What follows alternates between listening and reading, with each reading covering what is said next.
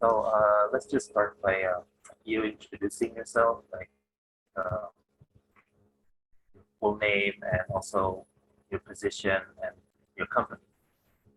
Yeah, sure. My name is Tim Rowell. I'm the general manager of Piano here in APAC. Southeast Asia and Right. Australia and New Zealand is sort of key focus for us. Okay. My background is in media and publishing. So I was originally a journalist, business journalist, Okay.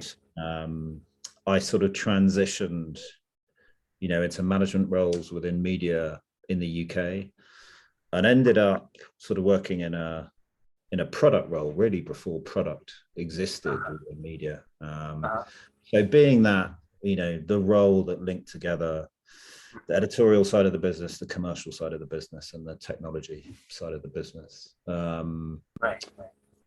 And I've worked for a number of sort of large media brands in the UK, and I came across Piano about 5 years ago when I was actually a Piano client for a publisher in the UK. And I ended up joining the company. Piano at that time was very much a provider of paywall software, purely paywall, so locking content and then encouraging people to pay to unlock it. And then Piano was very much an American business, trying to grow within Europe. So I think at the time when I joined, Piano was about 35 people worldwide. I ended up being general manager of Piano in the UK and signing up a number of large brands. So, the Telegraph, the Independent, the Economist, most of the regional press within the UK, the Spectator, so some pretty big names. And Piano has just grown significantly. So we're now about 600 people worldwide. We've got about 450 media clients. And, most publishers running a paywall are using Piano is kind of, the way it's, the way the company has developed. But we have also developed a platform that is much broader than just paywall software. So what we now do is we help publishers to understand the behavior of their audience and then to monetize them more effectively, whether that is through subscriptions or enhanced advertising propositions. It's a much broader proposition than that. APAC is a sort of key region for us. So as I said, I moved here 12 months ago, 13 months ago, and in order to grow the business in APAC, we have some quite good clients, and well-known clients. So South China Morning Post are using Piano. We have Star in Malaysia. We work with MediaCall here in Singapore. We work with ACM in Australia. So there is a good base of clients. But my role is really to raise awareness of Piano across the broader region and help publishing and media companies to make the most of their audiences. Thanks a lot. Wow, that was very, very thorough. Yeah, no.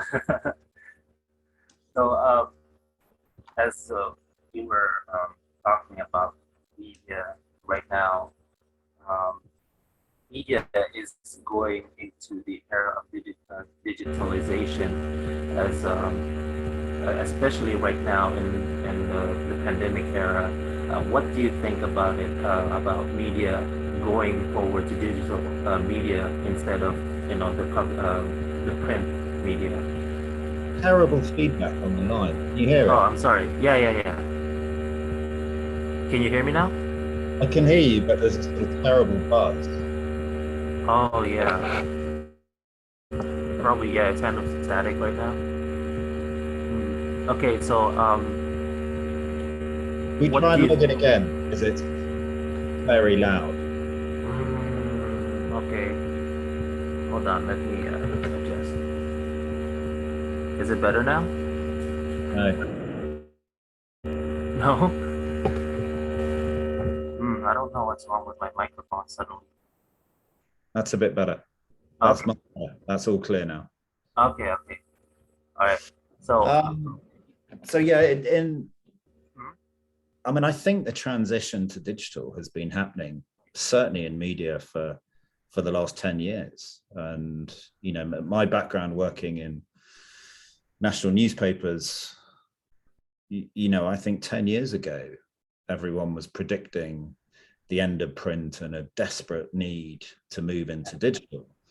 right, right. Um, and in many respects, it's almost like a repetitive conversation, you know, that digital is going to transform the industry. Well, it's been doing that for 10 years anyway.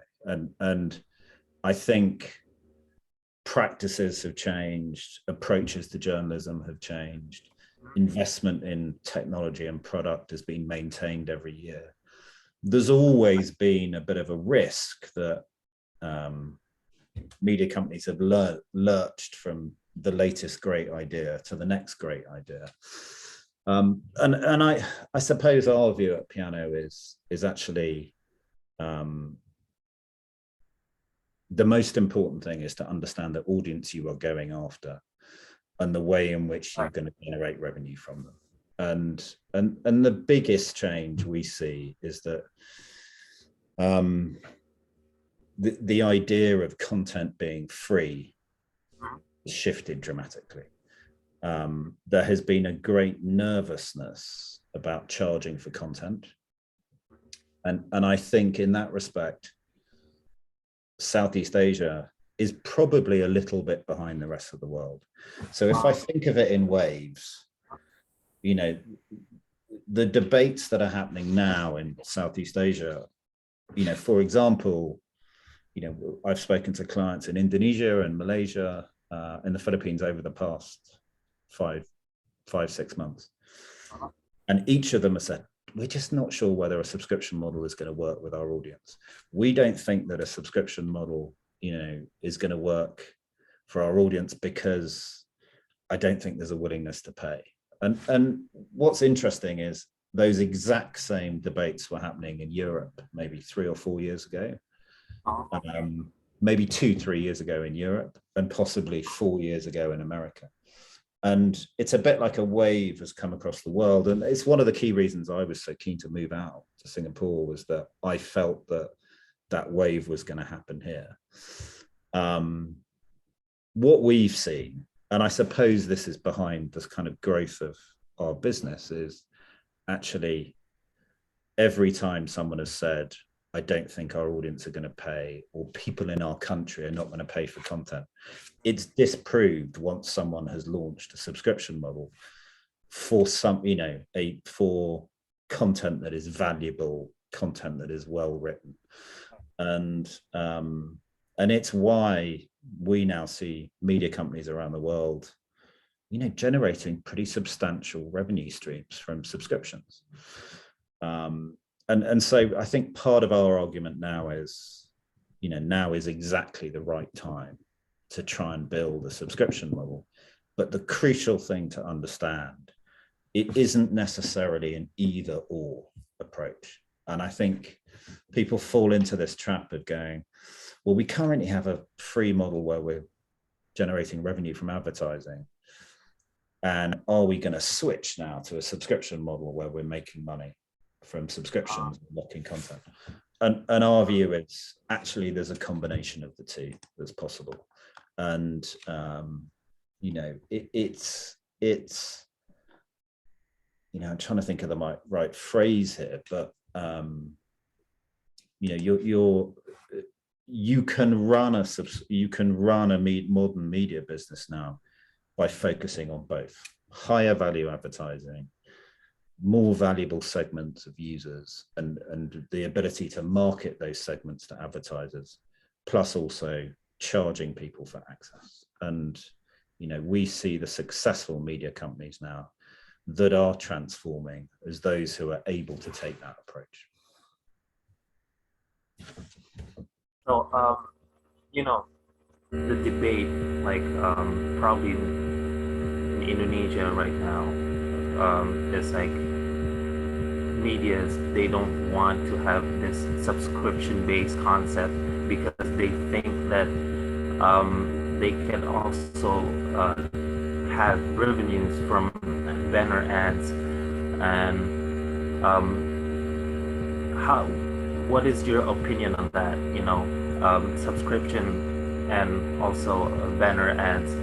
Why is it more beneficial to have a subscription-based concept rather than just depending on banner ads? Yeah. You want to turn your mic off? It's buzzing. Okay, okay, all right, sure. Uh, yeah, that's better. Well, look, as I say, it isn't necessarily an either or situation.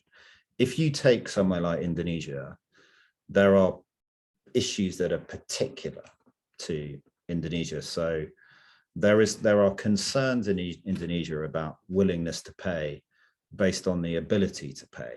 And what I mean by that is the way in which they pay. So huge population in Indonesia, but actually there aren't that many credit cards, and I think in a population of 270 million, it's less than 500,000 credit or debit cards. So method of payment is a concern. And, but there are other options, direct bank transfer, pay wallets, all that kind of stuff. So it is possible. What's interesting about, if I think back to my time, in a newsroom, there was always a drive for more and more users of the website. So I remember when I was working at the Telegraph in the UK, we had a target of trying to get 100 million unique users a month. And the way in which you do that is you produce more and more content, you cover more and more topics, and you play a bit of a chasing game with SEO. You're trying to come top of Google, you're trying to publish stuff on social, and it becomes all consuming.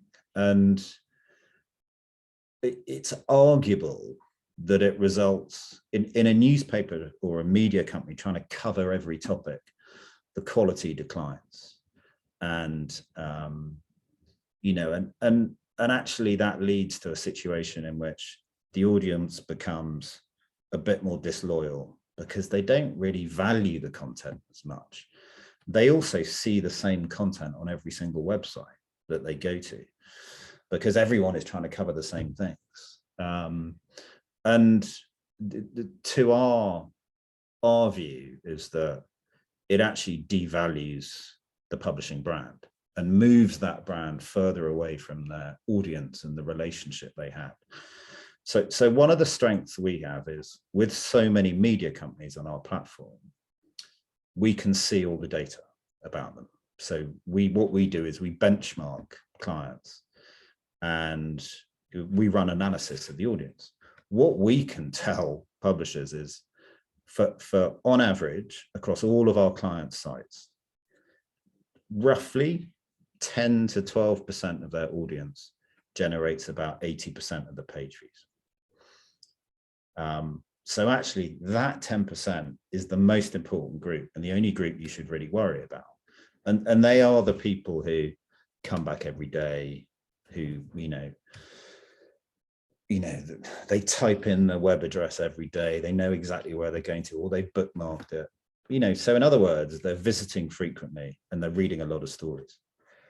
And that 10% is responsible for generating most of the advertising revenue because they're consuming 80% of the page views.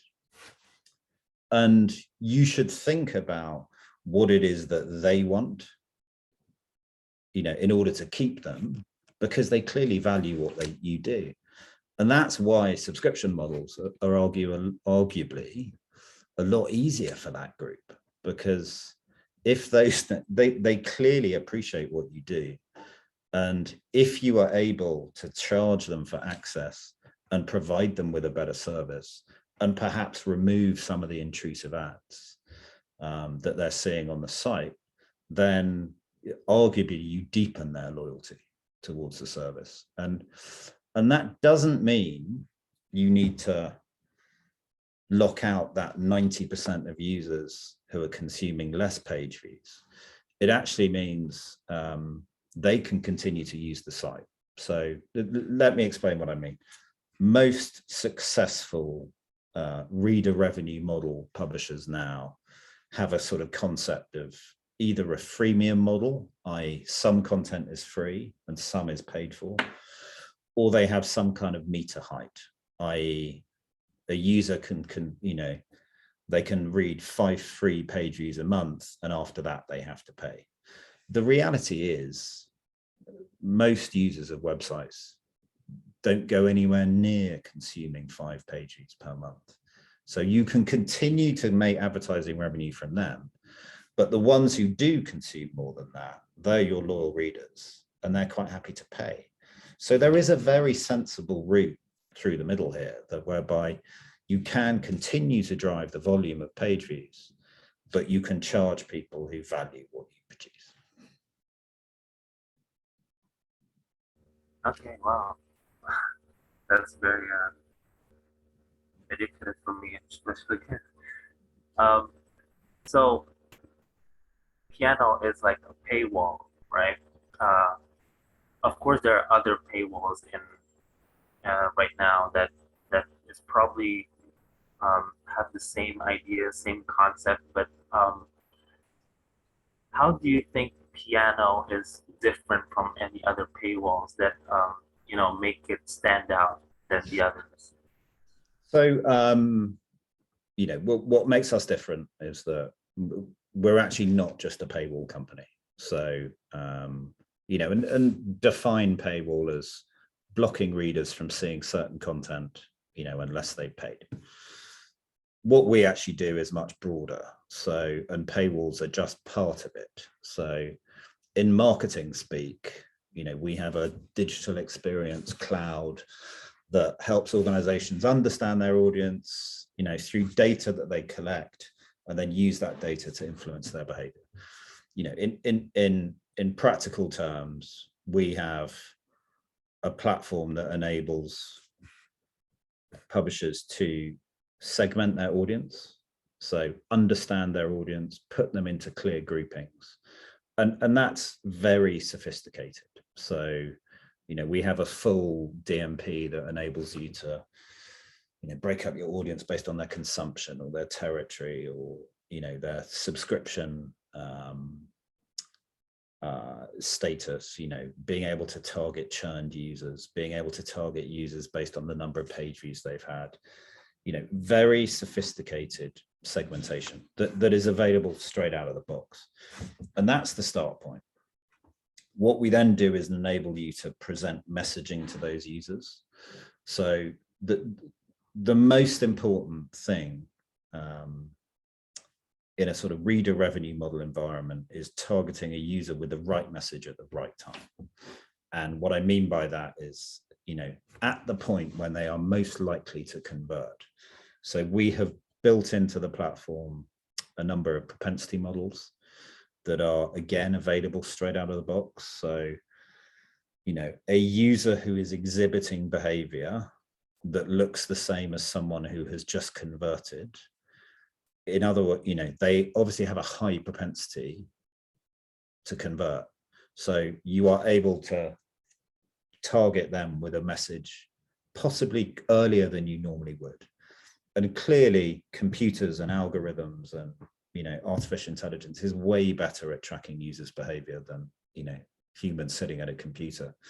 So the idea that you just have a simple rule that 4 pieces of content, then you've got to pay, actually using sort of propensity models, you could have a genuinely personalized paywall that every user sees a different, has a different experience.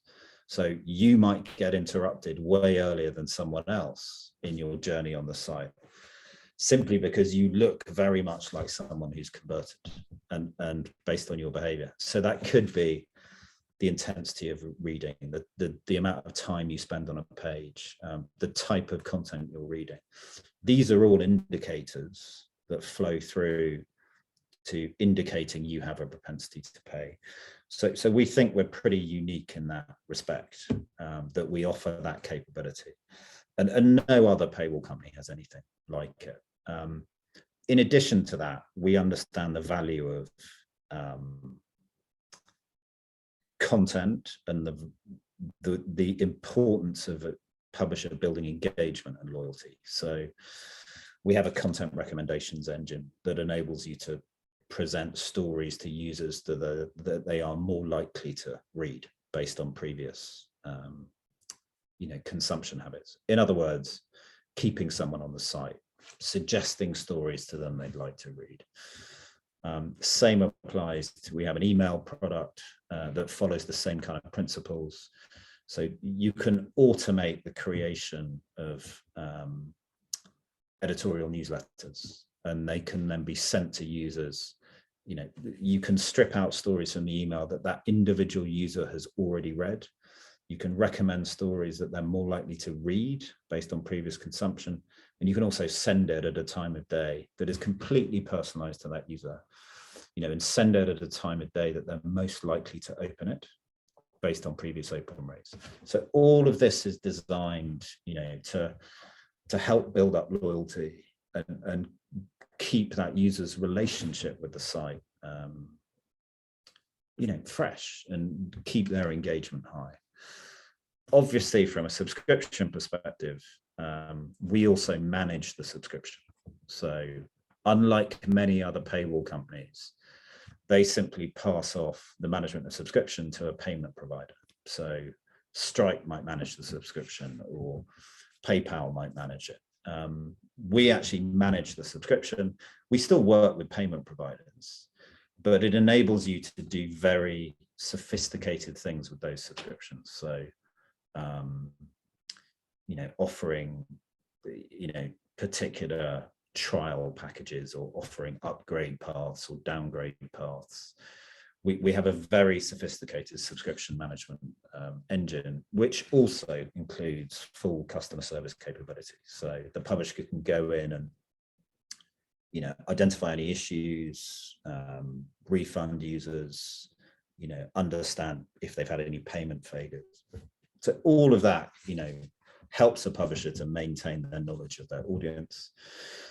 And all of this is underpinned by full analytics. So we have a web analytics platform that competes directly with GA and Adobe. And so, our principle is, in order to have a successful reader revenue business, you need to know exactly what's going on. You need to know how your users are behaving. You need to know how your offers are performing. Do you have the right wording on a subscription offer? Do you have the right design?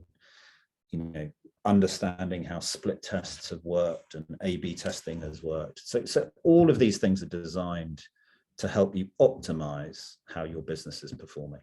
And that's where Piano is dramatically different, than other publishers, because we're actually an optimization platform.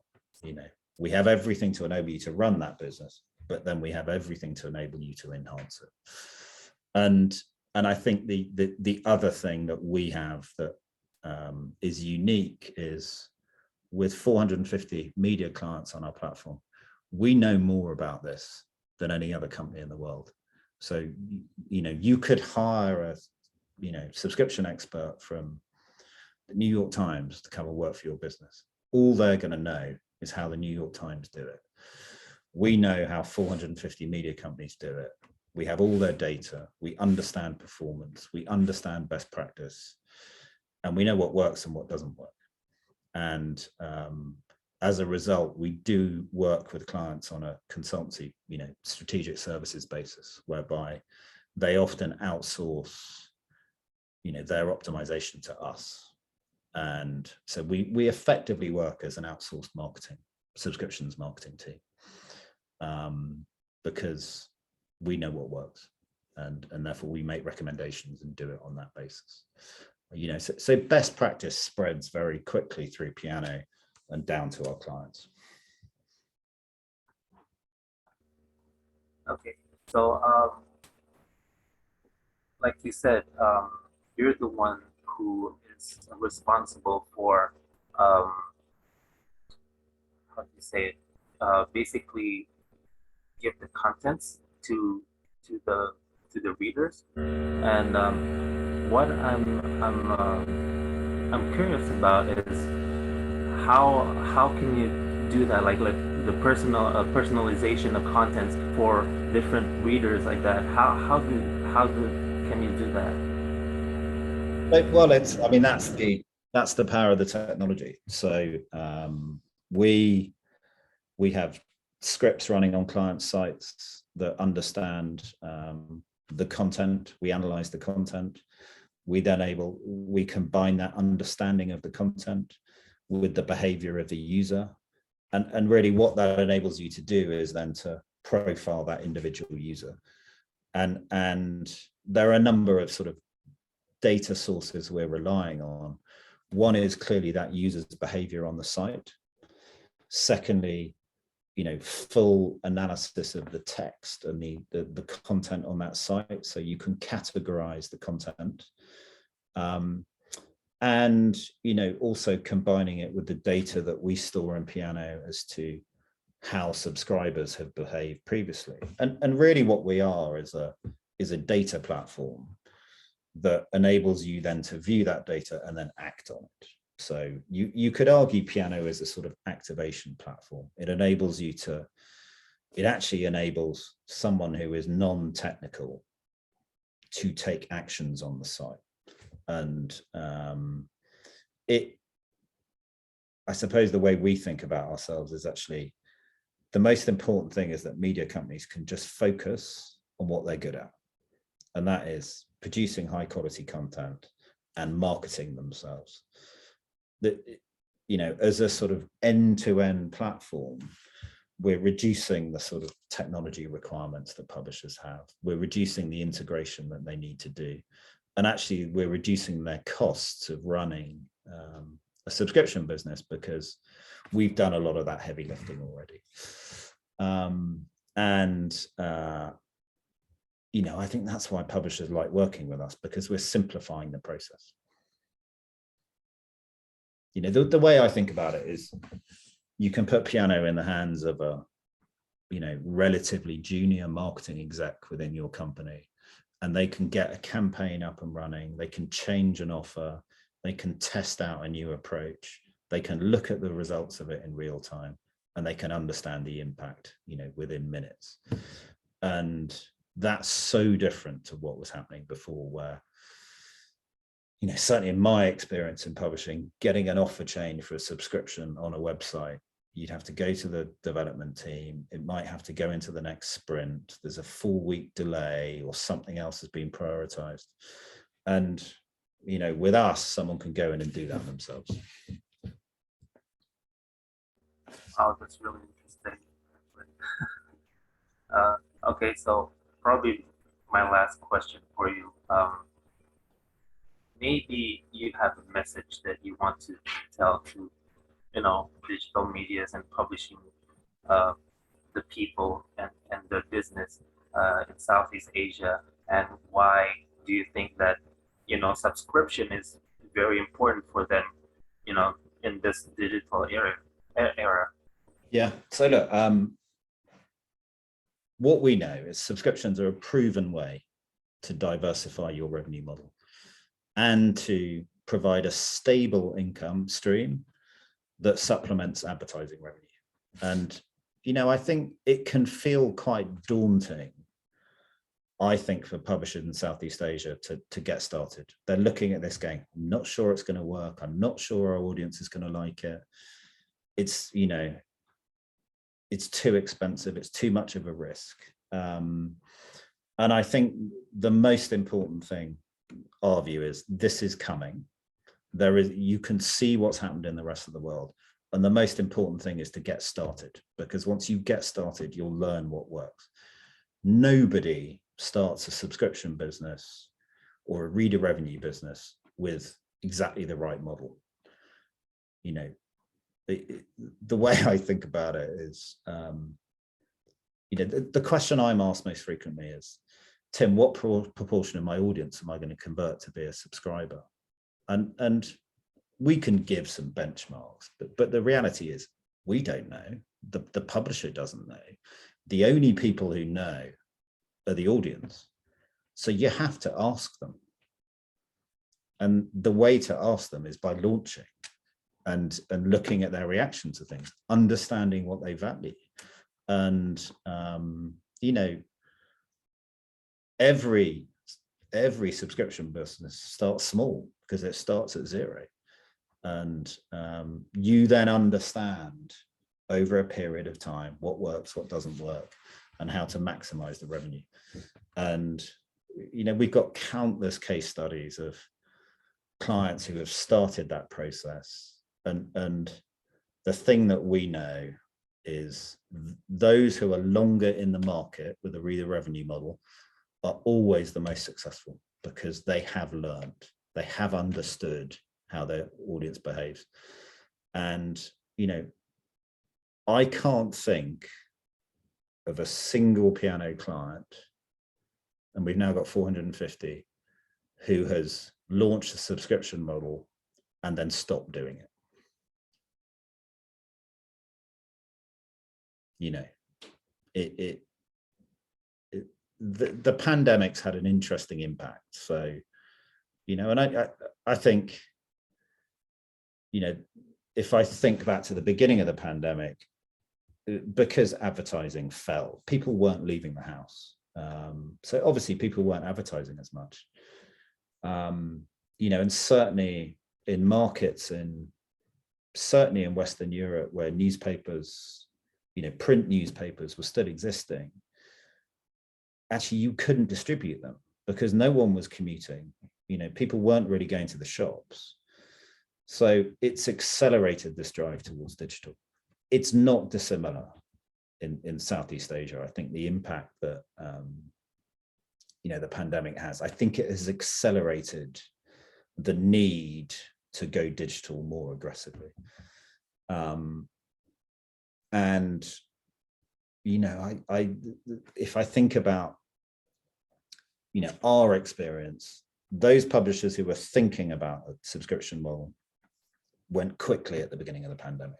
They just went, right, we're going to do this now. I think Southeast Asia is still nervous about this. And I think there are all kinds of concerns around, you know, well, are we going to hand an advantage to our competitors by starting to lock content? You know, and I think these are examples of debates that, you know, have happened within all of our publishers in America 4 years ago, and Europe, you know, 2-3 years ago. And I just think the key message is, you know, this is coming. You do need to do it. It's a sustainable revenue stream. And the best way to start is by starting. Okay. Thank you very much then, for your time. And I've truly learned a lot today from you. And I hope that, you know, other people in the digital media and publishing can learn something from you through this interview. And so thank you very much for your time. And no problem. No problem. I mean, look, if you have any follow-up questions, if you have any follow-up questions or need anything clarified, then you know, just drop me an email. Okay. Sure. Yeah, that would be very helpful. Yeah. Thank you very much. Then Nice to I'll meet see you. you next time. Yeah. Okay. Bye. Bye.